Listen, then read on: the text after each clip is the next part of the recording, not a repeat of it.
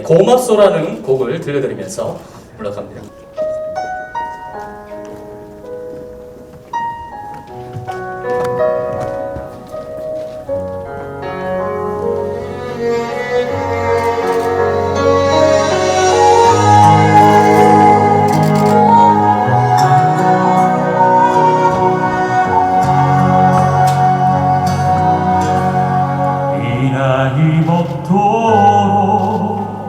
세상을 잘 모르나 보다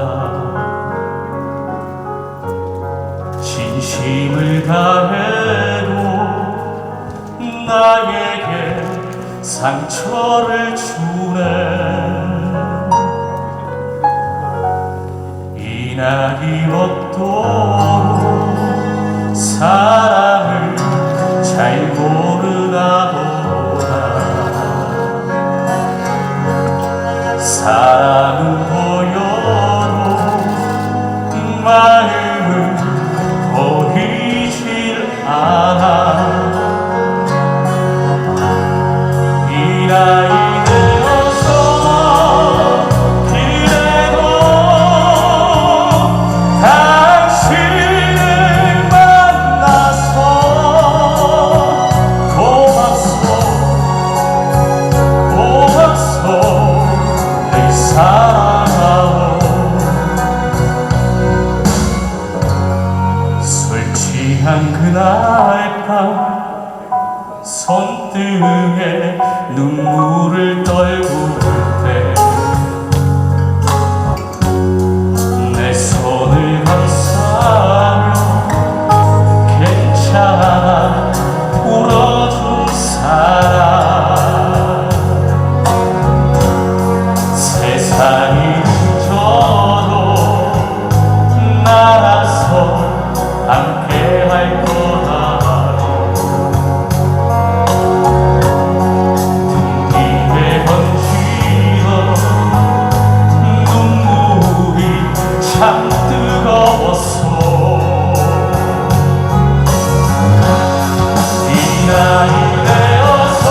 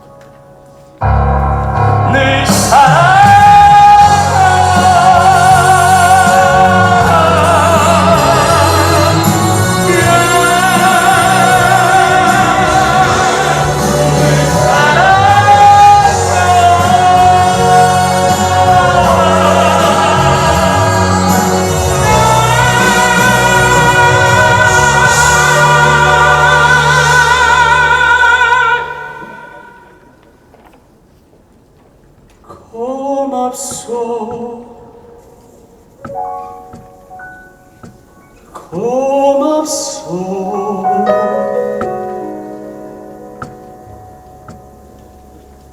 늘 사랑하오.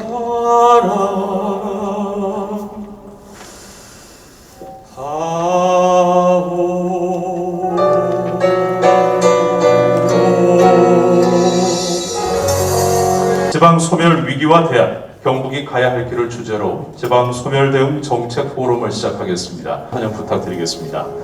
먼저 우리 경상북도 이철우 지사님 함께 하셨습니다.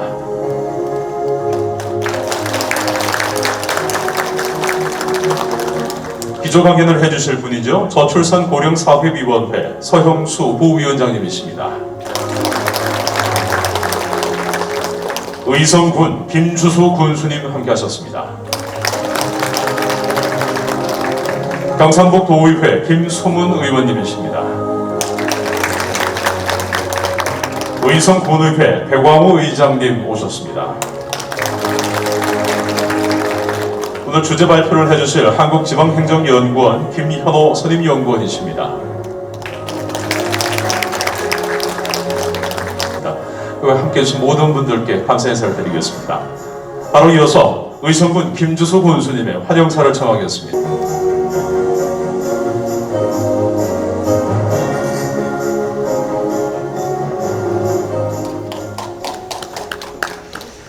우리 오늘 이렇게 이 자리에 포럼을 이렇게 개최해 주신 우리 이철우 지사님께 감사의 말씀을 드립니다. 항상 의성군이 이렇게 소멸 위험이 있다고 해서 걱정해 주시면서 여러 가지 정책을 해 주셔서 정말 감사를 드리고요. 또 우리 서영수 위원장님 이렇게 지난해도 한번 또 10월 오셨다고 오늘 또 이렇게 오셔서 또 이렇게 기조 강연해 주셔서 감사를 드립니다.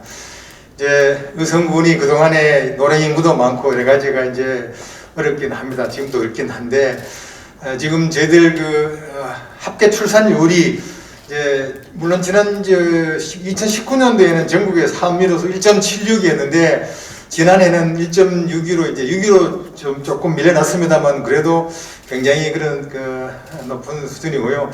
그리고 이제 기농 인구도 지금 전국에서 2위 되고 또 청년들이 이제 원래 지사님께서 이웃사촌 청년 시범 그런 사업을 해서 지금 100여 명이 와서 이렇게 여러 가지 활동을 하고 있습니다. 이와 함께 이제 새로 이게 농촌경제연구원에서 지역 재생산력 지수를 발표했는데 거기도 228개 지사 중에서 6개를 이렇게 해서 하나 둘 이제 지표가 개선되는 그런 상황입니다. 희망이 조금 보이기 시작하니까 열심히 또 하면은 정말 살아나는 군이 될 수 있지 않을까 그런 생각이 들고요. 그동안에 이렇게 많이 도와주신 모든 분들께 감사의 말씀을 드립니다. 고맙습니다.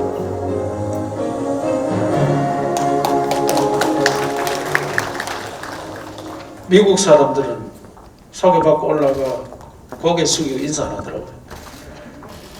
우리 한국 사람 인사 안 하면 또 잘못됐다. 박수 다 받고 와서 또 인사하면 또 박수 쳐야 되고. 소멸지역이란 말이 참 안타깝습니다. 저는 사라지는 마을이 아니고 살아나는 마을을 만들어야 된다 생각했는데 대한민국 의식 자체를 안 바꾸면은 우리 지방에서 아무리 노력해도 소멸지역을 벗어나기 어렵다고 생각합니다. 제가 도지사 3년 하면서 이것은 대한민국 전체 판을 바꿔야 되지 지방에 와가지고 뭐 열심히 좀 더 뛰고 무슨 마을을 만들고 일자리를 만들고 안 됩니다. 1년에 20대 30대 초반이 10만 명이 수도권으로 갑니다. 그러니까 10만 명이 수도권으로 가니까 그 10만 명 중에 우리 경북 사람도 15,000명씩 포함되어 있습니다. 우리가 다 공부해가 길러놓으면은 대학 졸업해가지고 수도권 갑니다. 투자는 우리가 하고 알맹이는 열매는 수도권 다 따먹습니다. 그래서 수도권은 아무리 노력해도 집값 못 잡습니다. 10만 명이라는 새로운 사람들이 와서 집을 찾아 헤매고 있는데 직장도 잡고 집도 찾고 있는데 어떻게 그걸 10만 채씩 갖다 대는 얘기예요. 그러게 집값을 못 잡는 거예요. 그래 지방은 집이 남아돌고 시골에 가면 빈집이 뭐 수두룩 합니다. 도청 신도시 만들어 놓으니까 분양가가 현시가가 분양가보다 낮은 데는 다 시골짜리. 최근에 약간 열풍이 불어가지고 조금은 올랐습니다만 서울은 로또입니다. 로또. 집 한 채 분양받으면 바로 10억짜리 받으면 10억 바로 벌입니다. 그런 열망을 가지고 가는데 어떻게 하느냐. 미국의 하버드 대학이 보스턴에 30만 도시에 있습니다. 구글은 샌프란시스코에서 한참 들어가서 8만 도시에 있습니다. 근데 구글에 취직했다고 해가지고 자부심이 없느냐? 하버드 졸업했다고 너무나 자랑스럽어요. 우리나라에서 삼성이 세계적인 기업을 하는데 42만 도시 구미에 있습니다. 연구원 만들어 놓으면 사람이 안 옵니다.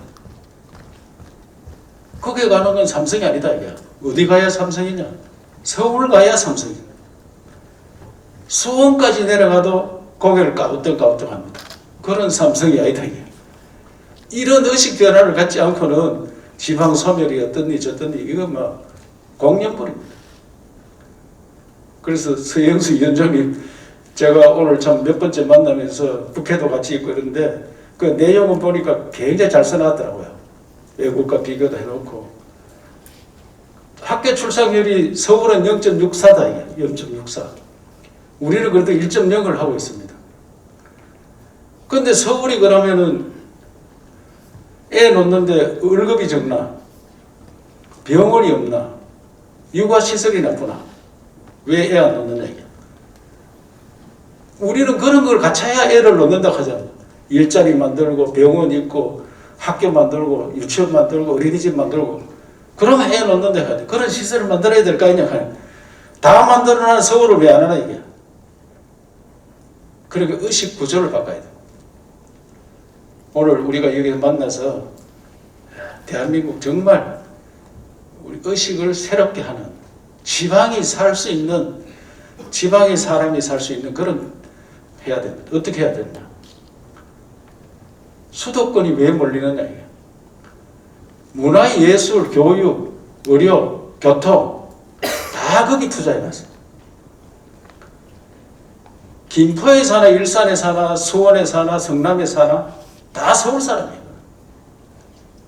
우리는 의성에 살면은 그런 시설이 안 됩니다.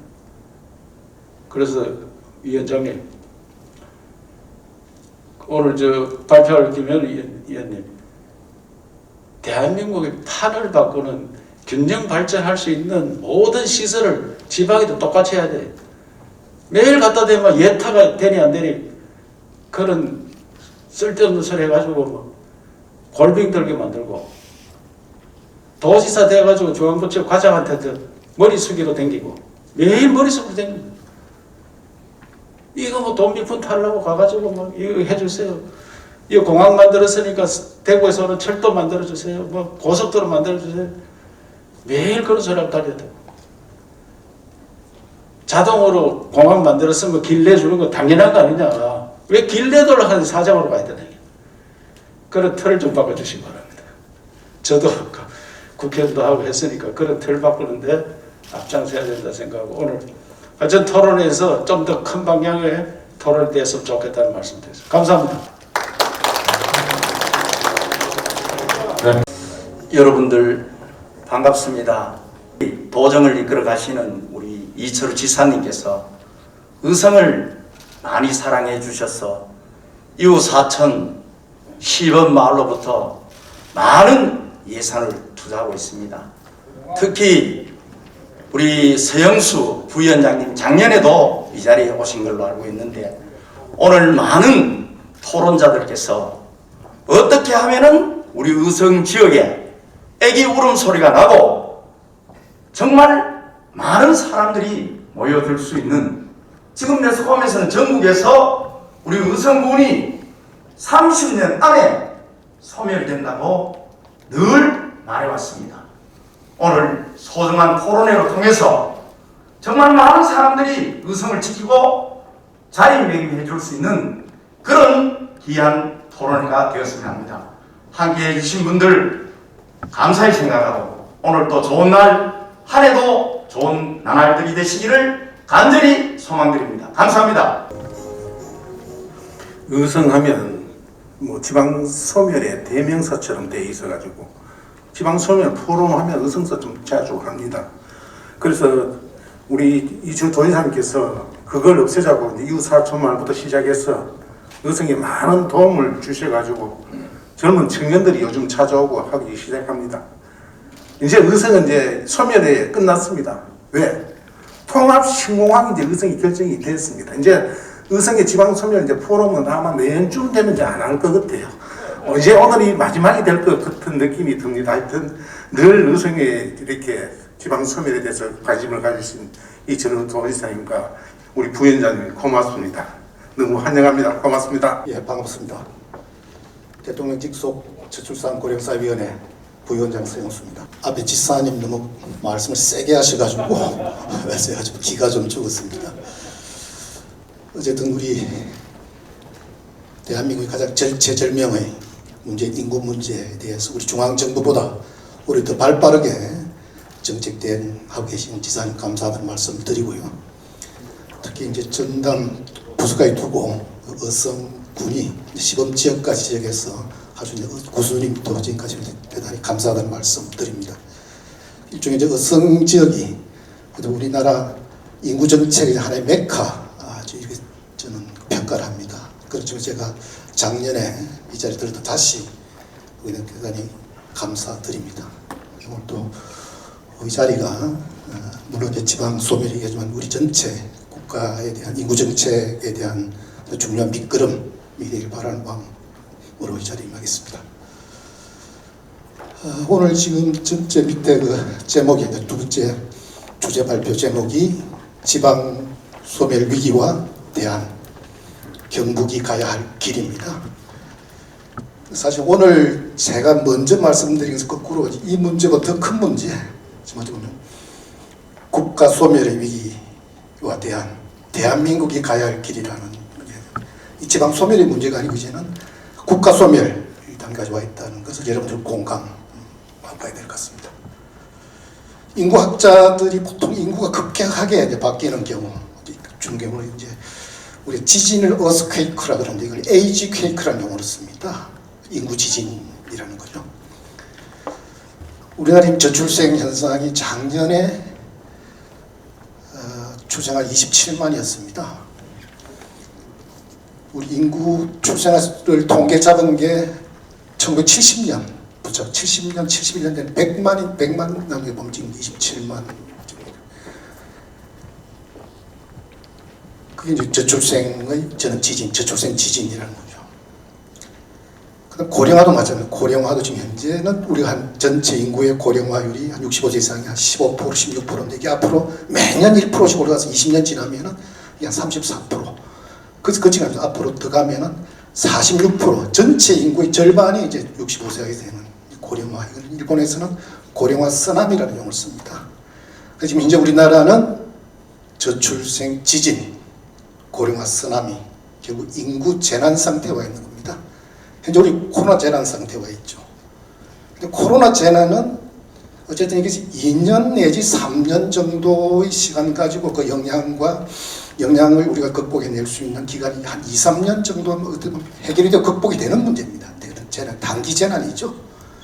문제 인구 재난이라는 것은 최소한 한 세대 걸립니다. 그러니까 최소한 20년, 30년 정도 우리가 영향을 받고 그걸 극복하는 데 노력을 하지 않으면은 이걸 해낼 수 없는 인구 재난 상황이다. 현재 우리는 코로나 재난보다도 훨씬 더 길고 좀 어려운 재난 상황이 있다는 것을 먼저 이 문제는 아까 지방 소멸의 문제 아니라 국가 소멸의 문제라는 말씀 드리겠습니다. 근데 재난을 맞아서 인구 재난을 해나가기라는 방법은 저희들 아까 제가 맡고 있는 위원회의 명칭이 저출산 고령사위원회입니다. 저출산 사회와 고령사회 자체 이제 대응하는 건데, 그 인구 재난을 우리가 대응하는 방법 자체는 이거를 그 충격 자체를 조금 완화하는 그 완화 정책이 있고, 그다음 기왕에 충격 자체에 대해서 적응을 하는 적응 정책이 있습니다. 어떻게 보면 완화 정책은 저희들 말하면 저출산 대책이죠. 어쨌든 지금 현재 그걸 충격을 줄이기 위해서 출생아 수 늘리는 쪽이 저출산 대책이 되는 거고, 고령사회 대책은 기왕에 닥쳐진 인구 구조 변화, 이 고령화에 대해서 우리가 어떻게 잘 적응하느냐의 문제이기 때문에 이건 고령사회 정책이 서로 같이 연결되어 있지만 서로의 방향은 좀 다릅니다. 근데 저는 어느 자리 가더라도 항상 보면은 이 고령사회 대책 정책보다는 저출산 정책 모두 곁들인다. 당장 제가 나중에 뭐 그 자료에도 보면 여러 가지 이제 표를 넣고 이라도 보면은 이런 걸 다 아니까 이거 얘기하지 말고 딱 떨어지게 뭘 한 방에 할 수 있는 그걸 자꾸 내도록 요구를 합니다. 심지어는 청와대 대통령한테가 대통령도 똑같은 말씀하십니다. 자꾸 그래 하지 말고 뭐 한 방에. 근데 아까 정말 지사님 잘 지적하셨지만 이 문제는 한 방에 해결할 수 있는 문제가 아니죠. 근원적인 그러니까 의식구조를 정확히 지적하셨는데 사실 의식구조라는 그냥 바뀌는 건 아니죠. 우리 사회 자체가 의식구조를 바뀌기 위한 이제 경제 사회 구조 자체를 새로운 인구 구조에 맞지 않게 떠도고치지 않으면은 이 문제 실제 해결될 수가 없는 거죠. 우리가 아무리 저출산 정책 선다 하더라도 안 되는 경우입니다. 나중에 인용한 자료지만 아까 우리가 그래도 국가 단위로서 가장 강력하게 이 전체 국민을 드라이브한 나라가 싱가포르입니다. 싱가포르 성공 사례 굉장히 많죠. 이광효 수상이 해서 정말 바닥에서부터 그 정도의 나라를 끌어올립니다. 강력한 국가 주도, 국가 권위적으로 해서 모든 걸 국가가 원하는 방향으로 경제사회 시스템 모든 걸 다 끌고 갔던 나라입니다. 근데 그 나라에서 보면 실제적으로 보면은 주택 문제, 우리가 지금 주택 문제, 교육 문제, 주택 문제, 그 나라 85%가 공공임대주택입니다. 결혼하면은 그냥 주면서 도시 한 8천만 원 그대로 주는 거고요. 그 다음에 애 놓으면은 여기에 대한 모든 현금 수당을 정말 우리가 생각하면 우리가 지금 상상했던 그 수준 정도 막 이렇게 다 해주는 거예요. 그럼에도 불구하고 지금 한 10년 사이 예산을 5배 쓰더라도 보면 출생률이 점점 떨어집니다. 근데 그 얘기는 이게 출생의 문제, 저출산의 문제 자체는 방금 말했던 의식구조를 바꾸고 나서 경제사회 구조를 바꾸지 않으면은 정부의 정책, 특히 출산 장려라는 민명하에 거기에 대한 인센티브 제도 가지고는 절대 해결할 수 없는 문제라는 걸 우리 냉정하게 일단은 인정을 하고 이것이 단기간에 직접적으로 출산율을 높이기 위한 정책은 일단 작동하지 않는다. 그럼 결국은 이것을 좀 더 긴 차원 근본적으로 구조적으로 접근해야 된다는 이런 접근해야 되는 문제라는 걸 먼저 좀 말씀을 드리고요. 그래서 지금 아까 사회구조 문제 자체가 현재 우리나라는 아까 제가 얘기했듯이 한 70년대 80년대에 한 해에 80만 100만 태어날 때 또 그때는 전체 인구 중에서 중위 연령 그러니까 쭉 인구를 쭉 내서 나이 적은 수에서 많은 수에 딱 중간에 있는 나이가 76년도에 20살이었습니다. 97년도에 30세가 중위 연령이었습니다. 20세 30세가 대한민국의 중간 나이일 때 한 해에 80만 100만 태어날 때 기준을 해서 우리 사회가 지금 만들어진 겁니다. 경제, 모든 산업, 교육, 의료, 그 다음 고용 다 만들어진 게 지금 한 해에 20만 명, 30만 명 태어납니다. 그 다음에 중위 연령, 지금 현재 한 45세 되면 앞으로 50세, 60세까지 갑니다. 이제 환갑 지나도 전체 중치도 안 되니까 바로 앞으로 오는 거거든요. 한 해에 80만, 100만 태어나던 사회, 그 사회 중위 연령의 중간층이 20대, 30대 했던 젊은 사회가 50대, 60대 갔을 경우에 그때 만들어낸 사회가 잘 작동할 리가 없겠죠. 새로운 우리 사회, 경제사회 시스템 자체를 새로운 인구 구조, 인구 규모에 맞도록 전진하지 않으면은 결국 이 전체 문제는 안 된다. 거꾸로 그런 새로 바뀐 우리의 고령사회 잘 적응 잘 하도록 방금 말씀하셨던 전체적인 우리 전체적 격차를 줄이고 좀 경쟁을 줄이고 집중을 줄이면은 오히려 그렇게 되면 조금 지금보다 훨씬 나은 사회가 되기 때문에 오히려 출산에 대한 부담 줄기 때문에 오히려 저절로 해결될 거다. 그 다음에 노년들이 삶자적 노인들이 좀 편안하게 충실할 수 있는 그런 노인상이 보여주면 젊은 친구들도 지금 현재는 노년상 보면 정말 불안하기 짝이 없다. 노후 자체가 불안하기 때문에 지금 젊을 때 어떤 새로운 그 도전을 할 수가 없습니다. 결혼과 출산도 그 사람들 굉장히 위험을 감수한 도전이라고 보는데 왜 그러냐? 자기 노후가 불안정하기 때문에.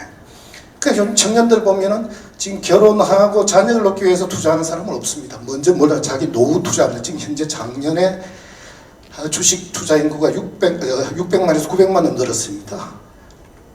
300만이 늘은 거죠. 개인 투자자가 600만에서 900만, 1년 사 300만 명이 그 중에 대부분이 20대, 30대입니다. 지금 코인 학원 생활. 그 다음에 부동산도 보면 지금 현재 20대, 30대가 지금은 자기 가정을 꾸리고 자녀를 준비하는데 투자를 하는 것이 아니고 우선 자기 노후부터 먼저 해요. 왜냐하면 지금 현재 우리 노후 사업이 불안하니까 우리 고령 사회에 대한 우리 사회 시스템 제대로 갖춰지지 않기 때문에 전체 젊은이들이 자기 미래가 그만 불안한 거죠. 그렇기 때문에 지금 현재 결혼을 하고 자녀를 두는 이게 굉장히 그분들 보면은 위험한 선택이네요. 도전인 거죠. 그렇게 해서라도 저는 어떤 이 고령 사회, 기왕이 바뀐 새로운 인구 구조에 맞도록 우리 경제사 시스템을 바꾸고 인식 구조를 바꿀 때 그때부터 진정하게 새로운 이 저출산 문제 자체도 이건 같이 해결될 수 있는 문제다. 그러니까 지금 저출산 대책과 고령사회 정책 자체가 어떻게 보면 한 울타리 되어 있지만 그래도 저출산의 지금 현재 하는 건 일종의 대정요법입니다. 정상적인 이건 하나의 체질요법으로서 아까 인구 구조의 문제와 의식 문제 갈 수밖에 없다는 말씀을 좀 드리고요. 근데 문제는 지금 우리가 1960년부터 급격하게 산업구조, 우리가 농업에서부터 공업, 그러니까 산업구조 변화가 한 40년, 50년 동안의 산업구조 변화가 개인의 삶이나 기업의 경영 또는 중앙정부나 지방정부의 정책의 하나의 모두 핵심 고리가 되는 거죠. 그러니까 그런 산업구조 변화에 따르는 어떤 지금 산업화와 도시화에 잘 적응하느냐 적응하지 못하느냐가 개인의 삶이나 기업의 경영 또는 정부의 정책 자체가 성공하냐 못하냐에 대한 하나의 그 바로 밑에였다면 앞으로 지금 30년 40년 동안은 인구구조 변화, 그러니까 결국 인구가 지금 고령화되고 인구가 줄어드는데 여기에 대해서 개인이 어떻게 적응하느냐, 기업이 어떻게 적응하느냐, 중앙정부 그다음 지방정부 어떻게 적응하느냐가 결국 개인의 삶의 질, 우리 기업의 경쟁력, 전체 사회 품격을 결정하는 거다. 그러니까 지금까지 산업구조 변화가 우리 전체 삶을 지배했다면 앞으로는 인구구조 변화에 대해서 우리가 원천 원하지 않던 걸 해야 된다는 거죠. 근데 문제는 다른 나라, 유럽 같은 경우에는 한 150년 걸렸던 걸 우리는 한 40년 정도 압축적으로 우리가 산업구조를 변화시켜 왔습니다. 근데 지금 현재 인구구조도 뿐만 아니라 인구구조도 프랑스 같은 경우에는 지금 고령화 사회에서 초고령 사회 150년 걸렸던 우리는 지금 불과 한 25년 만에 가야 되는 거니까 이 산업구조 변화 우리가 압축 변화했듯이 지금 앞으로 인구구조 변화도 우리가 압축적으로 남들이 가보지 못한 정말 새로운 게 같다는 거예요. 산업구조 변화는 그래도 산업구조의 변화에 따라서 그런 위험보다는 좀 기회가 많았습니다. 항상 변화의 과정에는 위험도 오고 기회도 오는데 근데 문제는 인구구조 변화라는 것은 오히려 그런 기회 요소보다는 위험 요소가 많다. 그런 데서 훨씬 더 우리가 신중하게 접근해야 된다는 문제가 되는 거고 그 다음 산업구조 변화는 남들이 먼저 갔던 길을 우리가 따라갔기 때문에 그 위험이 적었습니다. 근데 문제는 저출생 지금 수준이나 고령화 속도는 아직 인류 문명사에 한 번도 겪어보지 못한 그 속도나 강도를 우리가 하기 때문에 우리가 개척해야 되는 게 훨씬 더 위험이 큰 거죠. 그러니까 지난 우리가 40-50년간의 산업구조 변화에는 성공적으로 우리가 대응을 했지만 앞으로 한 30-40년 동안 인구구조 변화에 어떻게 대응하느냐 거기에 따라서 개인의 삶, 우리 기업, 사회, 국가 자체의 명운이 걸려있다는 말씀 좀 드리겠습니다. 그래서 저 부분을 이건 결국은 아까 말씀드린 그 저출산 문제 자체를 단기적으로 한 번에 하나의 정책으로 해결할 수 없다. 그런 유혹은 일단 먼저 해주고 그 다음에 이 부분을 중앙정부, 특히 정부만 해결할 수 있는 문제는 아니다. 결국은 개인 과정, 그 다음에 기업, 우리 지역사회가 해야 된다는 그런 게 대한 기본 인식들을 좀 가지고요. 저한테 주어진 시간이 좀 짧아서 우선 주어진 자료를 조금 보면서 설명드리도록 하겠습니다.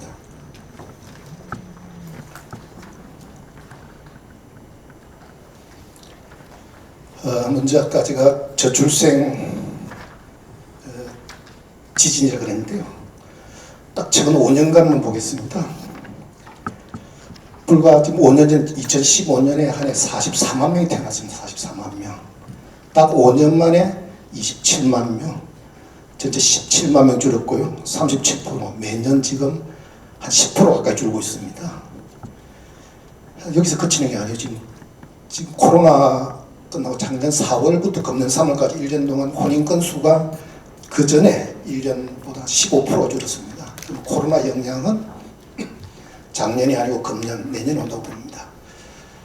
그래서 지금 일상봉이 조금 주춤하긴 했는데 지금 이 10%씩 매년 주는 추세가 최소한도 2021년, 2022년 연장돼도 보면은 금년은 한 24만 5천, 내년은 한 22만 정도로 줄 가능성이 있습니다. 그러면은 44만에서 내후년 22년까지 딱 7년 사이에 인구가 절반으로, 우리 한 번도 이게 전시라든지 어떤 급격한 사회 변동이 아닌 일반적인 정상적인 사회에서는 한 번도 겪어보지 못한 세번 결혼을 지금 하고 있는 겁니다. 결국 두 가지 원인, 하나는 결혼을 안 합니다. 지금 30대 정년 기준에서 보면은 현재 2015년까지 그래도 한 80% 정도가 결혼을, 지금 현재는 작년에 한 58%, 금년에 더 떨어지겠죠. 아까 지금 19년이 떨어지고 있으니까. 그 다음 결혼하더라도 자녀를 지금 해보면 아예 자녀가 지금 5년, 보통 5년 정도 되면 한 둘 때까지 맞춰야 됩니다. 5년 지나도 보면 한 12.9%던 게 지금 한 18%까지 아예 애가 없습니다. 그 다음 2명이 한 40% 정도 2명 주던 게 지금 현재는 한 30% 주고, 그러니까 평균 출생아 수도 쭉 떨어지는 거죠. 그러니까 지금 전체가 출생아 주는 게 절반은 혼인 건수가 줄어서 절반 주는 거고, 절반은 혼인하고도 전체 애는 특히 둘째를 안 놓습니다. 둘째를. 하나까지는 어떻게든 버티겠는데 둘째는 자신이 없다는 건 결국은 여성이 원하더라도 오히려 남성이, 그 다음에 오히려 부모들도 좀 손살을 칩니다. 그 정도의 둘째를 기울이기 때문에 지금 문제는 이제 혼인의 지연, 그 다음에 둘째의 수명이 큽니다. 이게 결국 이제 쭉 추세를 보면요.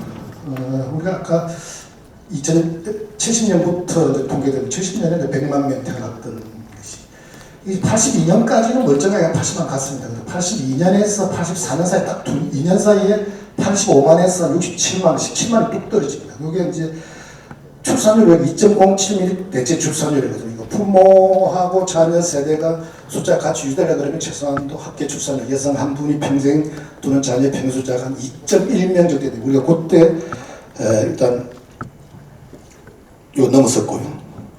그 다음에 2000년에서 2002년, 요딱 2년입니다. 2000년에 64만 태어나던 게 2002년에 49만, 이것도 딱 2년 사이에 15만이 줄었습니다.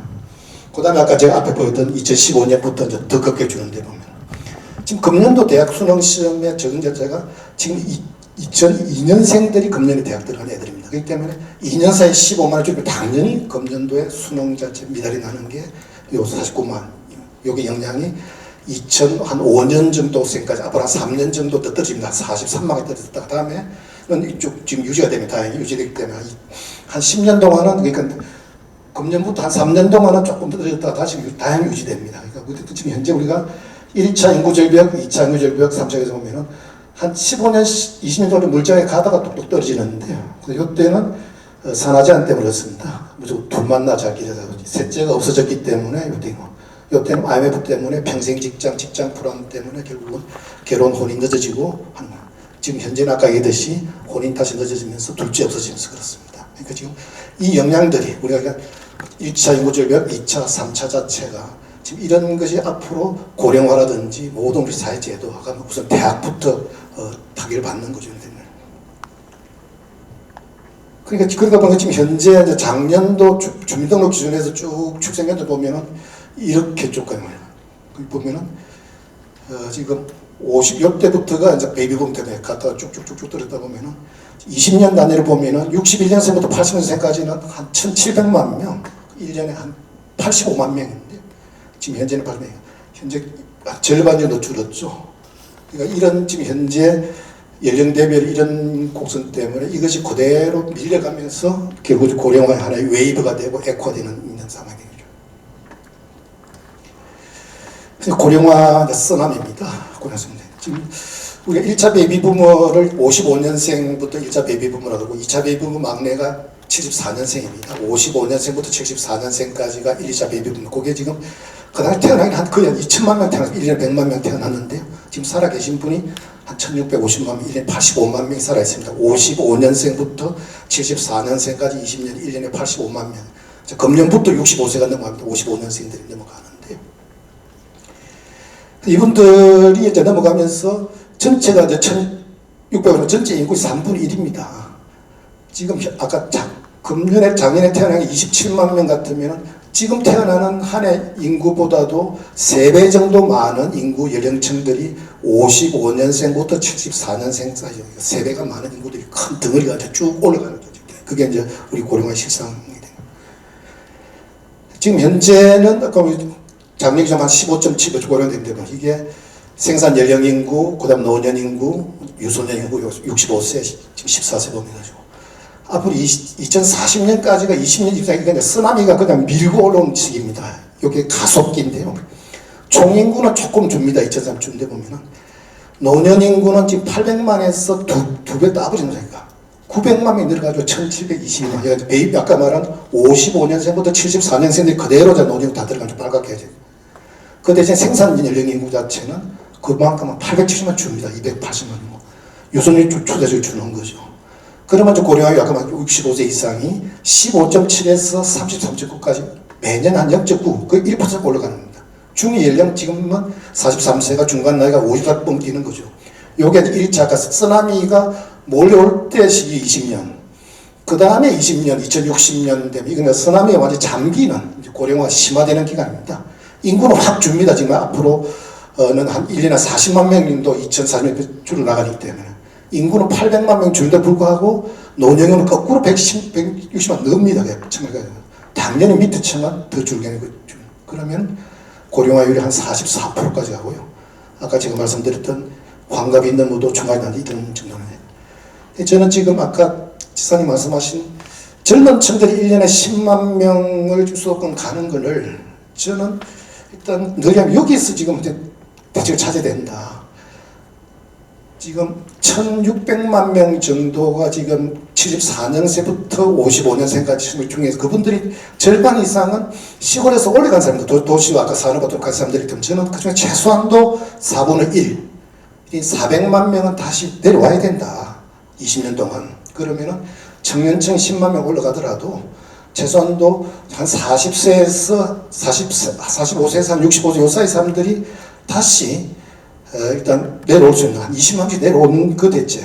그러니까 지금 우리나라에서 보면은 첫 직장에서 거의 그만두는 나이가 50대 초반입니다. 50세입니다. 여성은 한 49세, 남성은 한 52세 정도 되고요.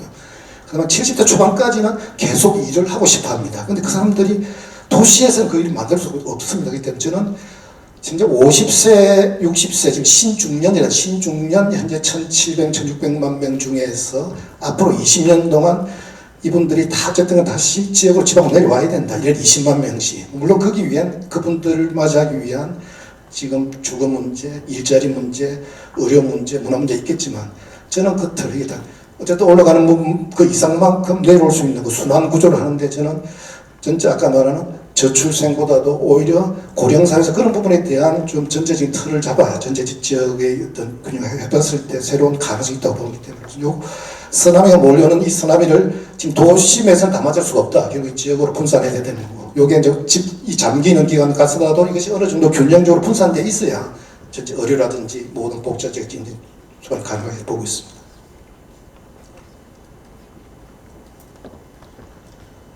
요거는 좀 큰 건데요. 우리가 지금 60년부터 2100년까지인 건데 2100년 얘기를 왜 하냐지만 2100년이 그렇게 먼 시기가 아닙니다. 지금 금년에 태어난 애들이 2100년 되면은 한 80세가 안 되죠. 79세 되는데요. 지금 금년에 태어난 애들이 평균 수명이 한 85세 되기 때문에 금년에 태어난 애들이 한 70%, 80%는 2100년까지 살고 있으면 2100년이 그 남의 일이 아니고 지금 현재 금년에 태어난 애들이 손자들이 지금 이때까지 살아가는 거기 때문에. 근데 우리가 1960년도 같으면 인구가 2500만에 시작했습니다. 이것이 쭉 5200만 갔다가 다시 거짓말처럼 2100년 되면 다시 2500으로 떨어집니다. 인구 대장정이죠. 140년 기간 동안에 2500에서 시작했던 것이 다시 2500으로 가지만 이 구성 자체는 뭐냐면 문제는 전에 있던 이 생산 연령 인구나 유선연이 없어지면서 결국 결국 노인층들이 보면 앞으로 1800이 되기 때문에 전체 인구 구조 문제보다는 인구 규모보다는 인구 구조의 문제가 있다는 말씀. 이건 참고로 그냥 하시면 될 것 같고요. 우리 이걸 보시면 우리 전체 평균 수명이 어떻게 변하고 있고 인구 규모가 어떻게 변하고 그 다음 중위를 보면 참고로 하시면 될 것 같습니다. 근데 아까 제가 국가 소멸이라고 잠깐 지금 현재 우리가 합계 출산율 0.8대로 금년 0.7 떨어질 겁니다. 아까 2.07로 놔야 합격돼야 부모 세대, 자녀 세대 같은 수치가 되는데요.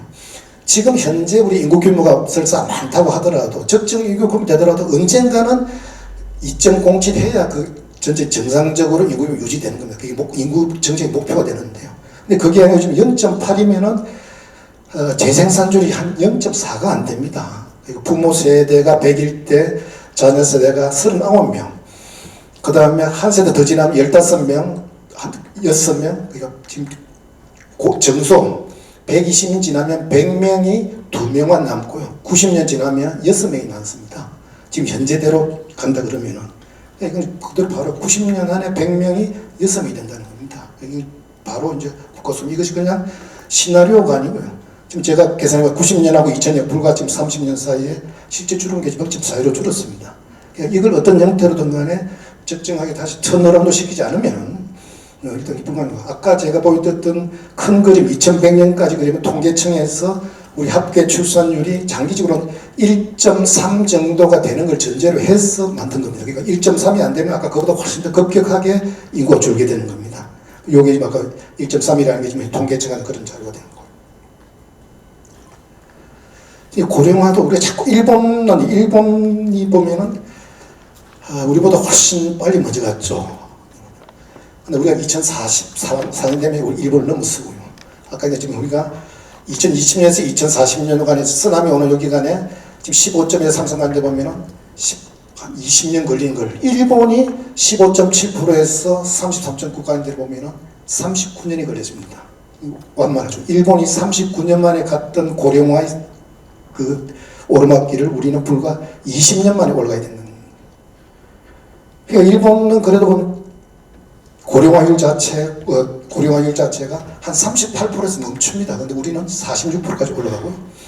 여기에 대한 전체 중위 연령도 일본은 60세 넘어가지 않습니다. 우리는 60세가 때문에. 그러니까 지금 현재의 속도를 보면 우리가 일본이 지금 세계에서 가장 앞서가는다고 보면 우리가 그보다 바로 지금 현재 그 가속도가 훨씬 더 빠르다는 거예요. 시간이 좀 생기죠. 근데 저출생 문제를 아까도 우리 청년들이 지금 결혼 않고 자녀를 안 갖는 것이 그 친구들이 뭔가 비합리적이거나 그냥 있으면 굉장히 신중하고 합리적으로 선택을 한 겁니다. 지금 현재 결혼 안 하고 하는 데는. 이제 그 합리와 신중함 자체가 그 친구들 충동이나 강요가 아닌 정말 냉정하게 자기들이 미래에 대해서 전망을 하고 현재 상황에 대해서 현재 진단을 하고 현재 선택을 한 거군요. 당연히 지금 자녀를 두었을 때 들어가는 비용과 효용, 그 다음에 어느 장애의 위험, 그 다음에 특히 여성인 경우에 오는 경우에 어떤 불리함. 그러니까 걔들 생각할 때는 자녀를 두는 것이 두지 않는 것보다 훨씬 더 자기 삶을 더 불안하게 하고 더 불리하게 하고 더 부족해 한다는 그런 명확한 결론을 가지고 이런 선택을 한다는 거죠. 그 선택의 근거 자체를 우리가 바꾸지 않으면 그 선택을 절대 우리는 돌릴 수는 없다는 말씀이시고요. 그래서 저는 항상 여기 보면 이 출산 과정을 보면은 전체 장애물 경주와 같다 장애물 넘깁니다. 한 10개 정도 장애물이 있으면은 출발선에서 결승선까지 이 모든 장애를 다 넘어서야 결국 출생이라는 데 보면은 그럼 어느 장애 하나만 없앤다고 하더라도 결국은 그대로 남아있으면 결국 넘어오지 못하는 거죠. 그러니까 출발선에 가까운 사회 경제적인 정책 문제, 구조자, 의식 구조까지 맞아요.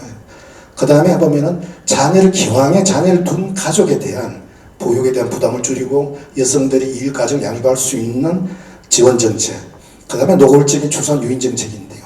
자녀를 두면 얼마 두겠다는 거예요. 당연히 우리가 지금 중앙정부에서 이 정책을 쓰지만 중앙정부에서 하고 있는 교육, 가족 지원 정책, 가족이 있는 자녀의 자녀 발달, 그 다음에 일, 가정 양립이라든지 이런 쪽이 좀 나와 있는 거. 그다음 다섯 큰 문제는 훨씬 더 보면 교육 문제, 고용 문제, 주택 문제가 되어 있는 거죠. 이것이 해결돼야 결국은 아까 말한 의식구조표를 할 수 있는. 근데 혹시 저희들이 자꾸 이제 오해를 받는 부분이 저출생 예산만 많이 쓰고 없다는 데 보면 40, 우리가 지금 금년생각 여기 18조, 28조는 한 46, 7조 쓰는데요. 실제 외국에서는 이 부분은 아까 우리가 지금 어린이집, 그 다음에 유치원하는 이 부분이 한 11조, 그다음 각종 수당 드는 게 한 6조, 그다음 의료비에서 요게 한 18조 정도, 여기 전체 한 40%입니다. 요게 외국에서 쓰는 이제 어떻게 보면 저출산 이것만 따지면은 우리나라가 전체 GDP의 한 1.5%, OECD 평균이 한 2.4%, 우리가 절반 정도밖에 안 되는 거죠. 근데 자꾸 엉뚱하게 들어와서 지금 현재 주거 문제 보면 신혼부부, 그다음 청년부부에 대한 우리가 구입자금, 전세자금 대출을 해줍니다. 이자 받고 대출해주고요. 그 다음에 주택 지어서 임대를 줍니다. 이거는 결국 썩어 없으니까 그다 돈을 돌아가는 자산이 그대로 있는 겁니다. 이것이 전체 나가는 예산의 한 절반 23조가 이들은 이걸 다 저출산 예산을 하다 보니까 덤태기를 쓰는 거예요. 이거는 비용 그냥 주는 것이 아니고 다 이자 받고 도로 원금 받는 거고 그다음 짜서 있는 거기 때문에 이런 부분을 사실 보기 좀 어려운 거고, 그다음에 우리 고용 청년들에 대한 고용이 한 4조, 요건 이제 되게 간접이죠. 그러니까 우리 간접 부분에 들어가는 거고, 그다음에 이건 직접인데요. 여러분 정확히 알아야 될 것은 이것은 결국 직접 예산에 하더라도 설사 저출산이 해결된다 하더라도 애를 많이 낳더라도 이건 당연히 해야 됩니다. 우리가 애 많이 낳았다고 해서 결국 우리가 유치원 지금 안 보낼 수 없는 거 아닙니까? 그러니까 지금 현재 저출산 문제가 해결됐다 하더라도 이 예산은 반드시 가야 될 예산이다. 보통에서 보면 우리 저출산 예산 다 없애버리고 한 방에 하시는 자체가 이 구조를 잘 몰라서 그럽니다. 이거는 없앨 수 없는 예산이 아니다. 애를 많이 놓도록 해야 된다. 그런 측면에서 지금 아까 기왕에 자녀를 둔 가정에 대한 우리가 지원해주는 거, 그 다음에 정말 그 가정을 꾸리고 싶어도 형편한 사람에 대한 하나의 간접 지원을 이렇게 이해를 해주시면 될 것 같고요.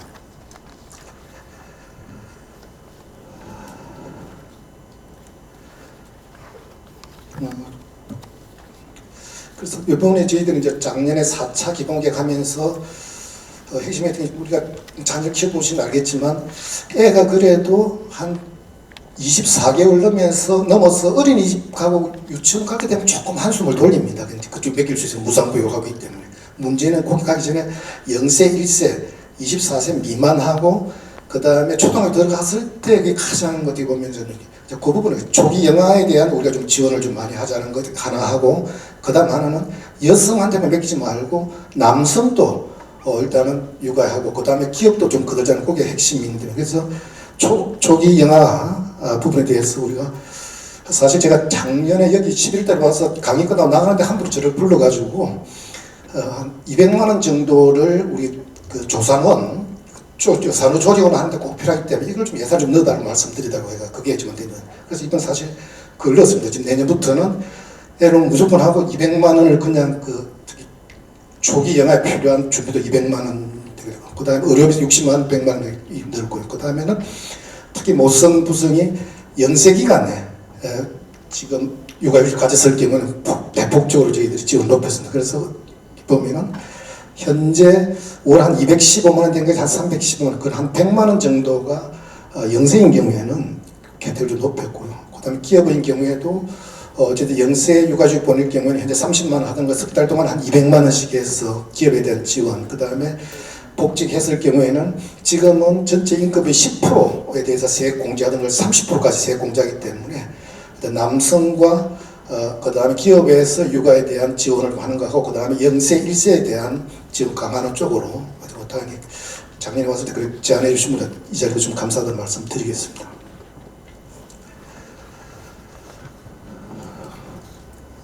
뭐 시간에서 결론 말씀드리면요.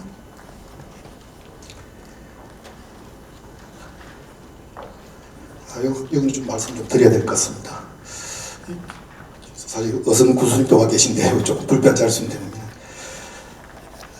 지금 요 2019년 아까 2020년 2019년 자료입니다. 전체 상위 기차지 보면 영광 2.5, 해남, 어선이 되어 있고요. 여기에 지금 각종 그 직업 현황이 나와 있습니다. 첫째, 둘째, 셋째에 대해서 쭉 나와 있는 지생식이 나와 있는데요. 제가 이걸 조금 이제 분석을 해보니까 전남 해남을 보니까 2015년에 영세, 지금 현재 2020년 되면 5세가 되어 있겠죠. 2015년에 태어난 애가 839명이었습니다. 그런데 2016년에 요 태어난 동갑내기들이 남아있는 2020년이니까 382명, 절반이 안 남아있다는 얘기죠.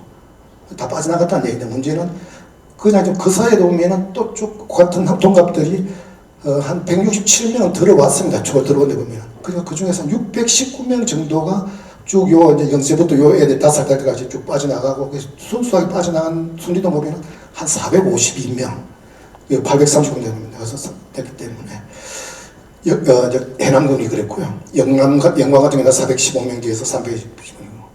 의성도 보니까 2015년 한 249명 나왔는데 지금 작년에 남아있는 요 다섯 이제 나이 다섯 대 114명 이 보면은 중간에 뭐 전입이 110명 됐는데 보면 실제 빠져나가 한 207명이 빠져나가서 있기 때문에 그래서 물론 이 정책을 통해서라도 이 정도 유지됐다고 볼 수는 있는데 저는 그래서 아까 이게 저출산 문제 자체는 출산 장려 자체 초점 많이 보다는 결국은 그들이 와서 생활할 수 있는 생활 기반 자체가 훨씬 더 중요하다. 저도 이제 고향이 양산이고 양산에서 지역구의원했습니다. 우리 양산은 제가 초중학교 다닐 때 한 5만 되던 게 지금 35만입니다. 최근에 한 1년에 한 10,000명씩 들어옵니다. 매주 순정만 되면. 그래서 제가 가서 보니까 10,000명이 느는데 보니까 들어오는 분은 2만 명이 들어오고 매년 또 10,000명이 나가더라고요. 그래서 저는 항상 했던 게 들어오는 분들의 관심을 갖기보다는 나가시는 분들이 왜 나가지 그걸 좀 제대로 좀 보자. 그분들이 나가지 않도록 뭔가를 여기서 뿌리를 내리고 여기서 기반할 수 있는 그 근거 자체가 아까 말씀하셨던 전체적인 교육이라든지 그 다음에 문화 이런 것 때문에 근데 오셨던 분이 왜 나가는지 거기에 대해서 거기에 대한 방식이 훨씬 더 중요하다. 그래서 저는 출산에 대한 직접적인 장려보다는 와서 그것이 하나의 생활 기반 생활 환경을 어떻게 해주는지가 훨씬 더 중요한 거다. 그 말씀을 좀 드리겠습니다. 시간이 없다고 하네요. 저는 결론은 그렇습니다. 아까 의식구조 말씀하셨지만 대한민국이 이렇게 유별나게 다른 나라보다 더 유별나게 이렇게 저출생 그런 것 자체는 저는 지나친 격차, 지나친 경쟁, 지나친 집중이다.